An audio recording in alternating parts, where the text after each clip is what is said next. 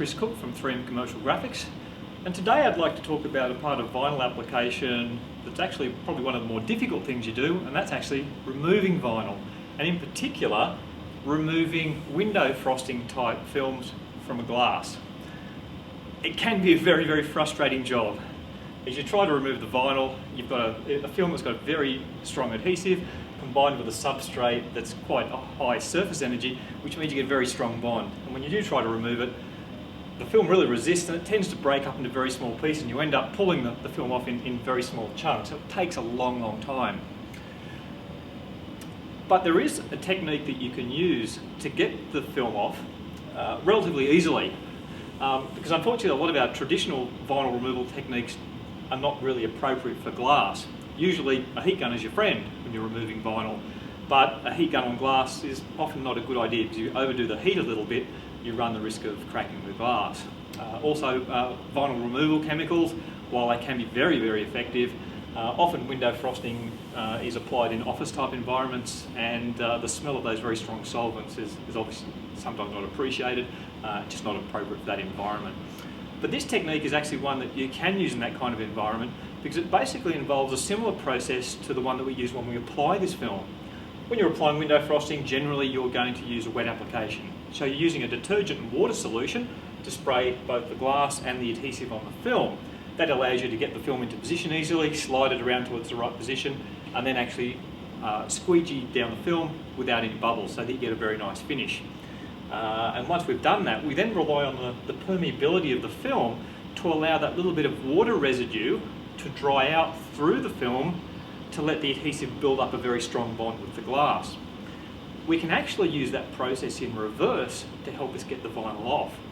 If we can wet down this surface with a detergent and water solution and keep it wet for long enough, that detergent and water will actually penetrate through the vinyl until it gets to the adhesive, and will actually help the adhesive release from the glass. So it's actually a very simple method. All we need, firstly, just a detergent and water solution in a spray bottle, and this is very similar to what you would use for your wet application. Just plain dishwashing detergent in water. I mix it a little bit more strongly than I would use for a wet application. I would typically use probably about 2 teaspoons of detergent in a litre of water. Then the second thing that we need is just some flexible plastic sheeting. It doesn't really matter too much exactly what this is. I like to use bubble wrap because I find it's easy to handle and it's got a nice smooth surface that will cling very well to the wet glass. But you could use any other smooth flexible plastic. You could use cling wrap, even the liner off some film. Just something that's smooth enough to cling to the glass when it is wet. So the process is really quite straightforward. We get our water and detergent solution, and we're just going to wet down this film here. And we really do want to get it very wet. This is one of those situations where there's no such thing as too much water. So spray it on, making sure that we cover the entire surface of the film.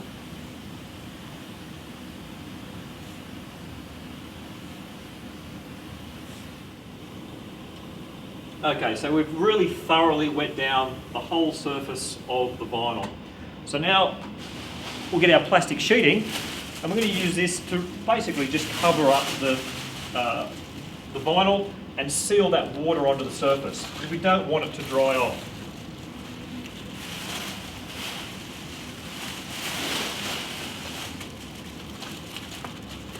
I've cut the plastic sheeting to approximately the right size. You don't want it too big, otherwise it's a bit unwieldy to handle. What we should find is that the water will make the plastic actually cling to the glass. So push it into position, make sure it's covering all of the vinyl, and then just go along it and try and make sure there's no large air bubbles trapped underneath it. We want the plastic in full contact with the glass so that it's keeping that water on the surface. So I'll just spend a minute or two now just going around and just pushing out those air bubbles and making sure that the plastic is on the surface. And the function of the plastic, as I mentioned, is really just to stop that water from drying out. Because we want to have that surface of the vinyl wet for long enough so that the water and detergent solution has a chance to actually penetrate through the vinyl. And that does take a little bit of time.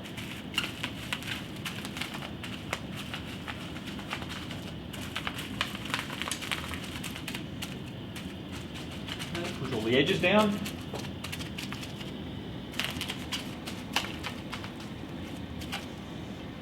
Okay, so now you can see that we've got the plastic applied to the glass. The moisture makes it clean. You don't need anything really to hold it on there, no masking tape or anything else. All we need to do now is really just give it some time. As I said, it does take a little bit of time for the water and detergent to penetrate through the film to get to the adhesive side to help it release. So now we just need to leave it alone for a bit. I like to leave it for 2 hours or so. 1 hour is about the minimum time that you can expect for it to actually have any effect. But the longer you leave it, the better the result is. So I find that the 2 hours or maybe a little bit more actually is a good balance between effectiveness and just the time that it takes to do the job. So we'll leave this for a couple of hours now, and then we'll come back and actually remove that film from the glass. Okay, so thanks to the magic of video editing, it's now just over an hour after we'd actually wet the film down and applied the plastic. So all I need to do now is basically remove the plastic, and maybe you can see there, but the film surface is still wet, so the plastic's done its job in trapping that detergent water mix in there and keeping that film surface nice and wet. All we should need to do now is basically start at an edge and actually start removing the film, and if this has worked, then what we should find is that the film actually comes off much easier than you would expect for a window frosting film. Now, if it is a very large piece, it can be helpful to actually slit the film into smaller sections. Just makes it a little bit easier to remove. One more tip, if you're going to do that though, if you are working with glass with your blade, it is a good idea to use stainless steel blades because they are a little bit softer than the glass and won't scratch it.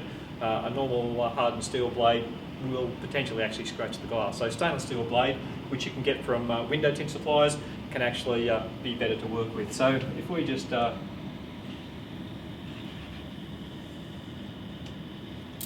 slip in that glass and that film, now it makes it quite easy. And you can see that it's coming off much easier than you would usually expect a window frosting film to do. It's coming off in a large sheet and it's coming off nice and cleanly. And I'll do the second piece. Again, coming off nice and cleanly.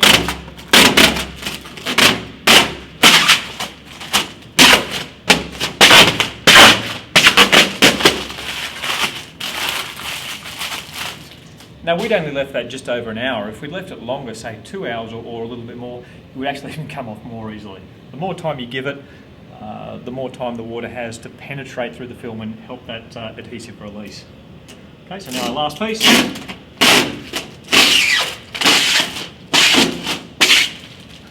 You can really see what a difference that's made. So look, if you do have a job where you need to remove some film from glass, window frosting film, said being the typical example, it is a great technique. It makes things much, much easier. This technique actually can work on other graphics as well. If you've got, say, coloured vinyl on the side of a truck or a van, it can be effective on those sorts of jobs as well. So it doesn't have to be restricted just to glass, but it is a very, very great technique. Anyway, that's thank you very much for that. It's Chris Cook from 3M Commercial Graphics. If you're interested in learning more or actually signing up for our newsletter to learn more about our products and more tips, click on the link that's over this side of the screen somewhere and you'll put you onto our mailing list. But thank you very much. Again, if there's any comments or questions, please feel free to put something in the comments section below. Thank you.